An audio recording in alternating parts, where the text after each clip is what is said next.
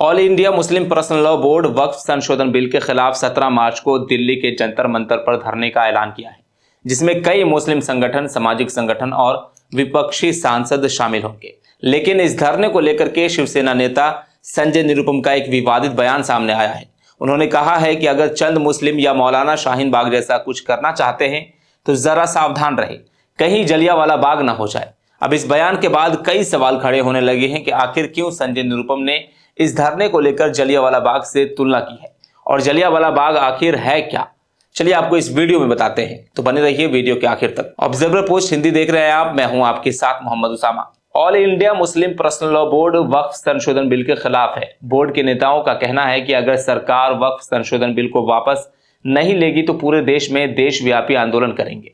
इसी कड़ी में शिवसेना नेता संजय निरुपम ने मीडिया से बात करते हुए कहा कि अगर चंद मुस्लिम या मौलाना शाहीन बाग जैसा कुछ करना चाहते हैं तो जरा सावधान रहे, कहीं जलियांवाला बाग ना हो जाए।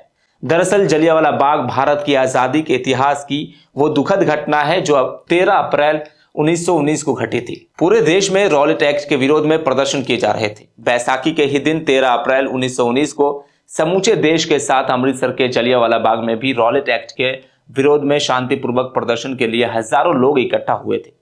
इस दौरान अचानक वहां पर दल बल के साथ अंग्रेज ब्रिगेडियर जनरल डायर पहुंच गया, जिसने कोई भी चेतावनी दिए बिना ही निहत्थे प्रदर्शनकारियों पर अंधाधुंध गोली चलाने का आदेश दे दिया। बाहर निकलने के रास्ते बंद कर दिए गए थे। करीब 10 घंटे तक गोलियां चलती रही। लोग अपनी जान बचाने के लिए इधर उधर भाग रहे थे। कई कुएं में भी कूद गए, लेकिन फिर भी जान बचाने में नाकाम रहे। इस भयावह और क्रूर घटना से जलियांवाला बाग लाशों से भर गया था। हर तरफ सिर्फ लाशों के ढेर थे। इस घटना में 1000 से भी ज्यादा लोगों की मौत हुई थी और भारी संख्या में लोग घायल भी हुए थे। अब फिर से शिवसेना नेता संजय निरुपम ने इस घटना को दोहराने की बात कही है। दरअसल All India Muslim Personal Law Board वक्फ संशोधन बिल के खिलाफ है। बोर्ड ने केंद्र सरकार से बिल वापस लेने की मांग की है। कहा है कि अगर सरकार के द्वारा मांग नहीं मानी गई और बिल पास हो जाता है तो बोर्ड देशव्यापी आंदोलन करेगा और 17 मार्च को दिल्ली के जंतर मंतर पर धरना देगा। बोर्ड का दावा है कि करीब 5 करोड़ मुसलमानों ने जेपीसी को ईमेल के जरिए अपनी राय भेजी थी, लेकिन उनकी बातों को नजरअंदाज कर दिया गया। बोर्ड का कहना है कि यह विधेयक मुसलमानों के अधिकारों को प्रभावित करेगा और वक्फ संपत्तियों की सुरक्षा को कमजोर करेगा।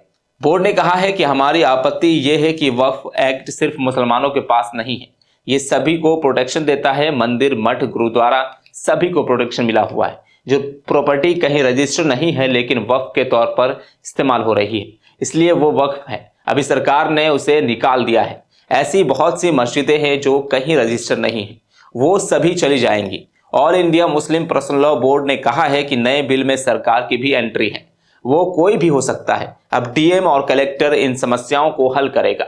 इस तरह अब बहुत सारी प्रॉपर्टी सरकार ही ले लेगी। पहले हर 10 साल के बाद वक्फ सर्वे कराता था, लेकिन अब ये डीएम कराएंगे। जो प्रोटेक्शन हिंदू सिख को हासिल है वो मुसलमानों से छीन रहे हैं। All India Muslim Personal Law board का कहना है कि वक्फ को चलाने वाली 2 संस्थाएं होती है। वक्फ बोर्ड राज्य सरकार की हो सकती है। वक्फ बोर्ड के सारे सदस्य मुस्लिम होते हैं, लेकिन इन नए संशोधन के तहत उसे हटा दिया गया है। जबकि गुरुद्वारा हो या मंदिर, वहां सिख या हिंदू ही सदस्य होते हैं। वक्फ की बहुत सारी प्रॉपर्टी पर सरकार का कब्जा है। संशोधन के बाद सरकार जमीन पर कब्जा करने लगेगी।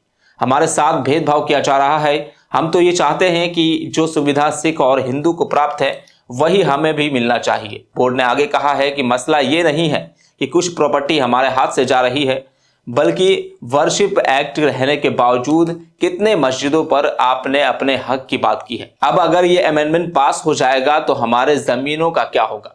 खबरों के मुताबिक वक्फ बोर्ड में 14 संशोधन किए गए हैं, लेकिन 4 बड़े क्या बदलाव हुए हैं वो आपको बताते हैं। पहला, सेक्शन 40 में रीजन टू बिलीव के तहत अगर वक्फ बोर्ड किसी की प्रॉपर्टी पर दावा करता है तो उस जमीन पर दावा करने वाला सिर्फ ट्रिब्यूनल में ही अपील कर सकता है। लेकिन नई बिल के मुताबिक जमीन पर दावा करने वाला ट्रिब्यूनल के अलावा रेवेन्यू कोर्ट, सिविल कोर्ट या हाई कोर्ट में भी अपील कर सकेगा।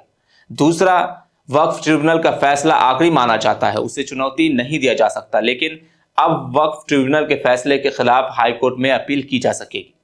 तीसरा है, किसी जमीन पर मस्जिद हो या उसका इस्तेमाल इस्लामिक मकसद के लिए हो तो वो ऑटोमेटिक वक्फ की संपत्ति हो जाती है। लेकिन नए बिल के मुताबिक जब तक किसी ने वक्फ को दान में जमीन नहीं दी हो और उस पर भले ही मस्जिद बनी हो, पर वह वक्फ की संपत्ति नहीं होगी।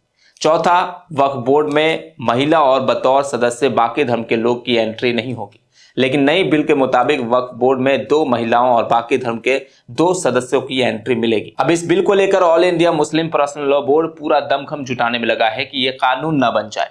इसको लेकर बोर्ड 17 मार्च को दिल्ली के जंतर मंतर पर विशाल धरना देने जा रहा है।